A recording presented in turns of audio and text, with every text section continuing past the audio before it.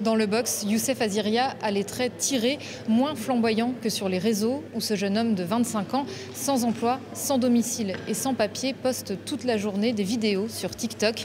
Il y parle de foot et fin décembre, des manifestations contre le régime algérien, où il appelle à la violence. Les rafales vont parler, la paix soit sur vous, conclut-il dans l'une d'entre elles. Je parlais de l'armée algérienne pour qu'il fasse peur à ceux qui voudraient détruire et brûler le pays comme dans les années 90, assure-t-il. Tirez sur eux, tuez-les, c'est une façon de parler, dit-il. Vous n'avez pas pensé qu'un de vos 400 000 abonnés pourrait vous prendre au mot, lui demande le juge. C'est ça l'apologie du terrorisme. Je ne suis pas un terroriste, toute ma famille déteste les terroristes. Dans son box, Youssef Aziria éclate en sanglots. Une des deux vidéos incriminantes a été montée à la mode des réseaux sociaux. Mais par qui ?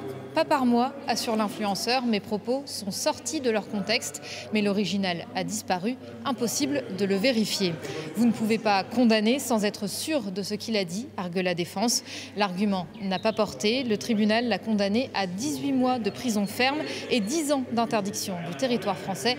Une peine disproportionnée pour ses avocats. Donc monsieur a été condamné à la peine d'1 an et demi de prison sur la base d'une vidéo qui a été tronquée. Et ça, c'est honteux. On ne peut pas envoyer un individu 18 mois en prison avec maintien en détention sur la base de propos dont on ne connaîtra jamais l'intégralité de leur teneur. C'est du jamais vu.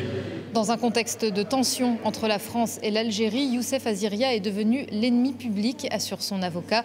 La défense envisage de faire appel.